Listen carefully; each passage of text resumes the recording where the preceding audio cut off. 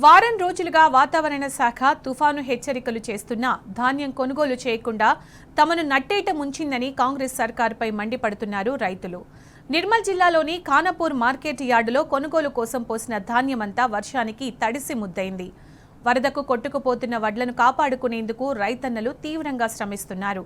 పంట సమయంలో యూరియా అందించక కోత సమయంలో పంట కొనుగోలు చేయకుండా రేవంత్ ప్రభుత్వం అరిగోస పెట్టిస్తోందని రైతులు ఆవేదన వ్యక్తం చేస్తున్నారు.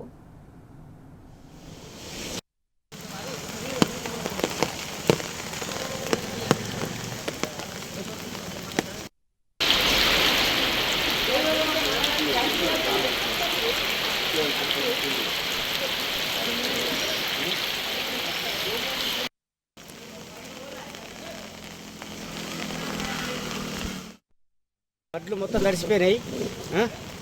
వర్షం బాగా పడి వడ్డలు తడిసిపోయినాయి. బాగా పెద్ద నష్టం జరిగిపోయింది. ఈ మమ్మల్ని కొంచెం ఆదుకుంటే బాగుంటుంది.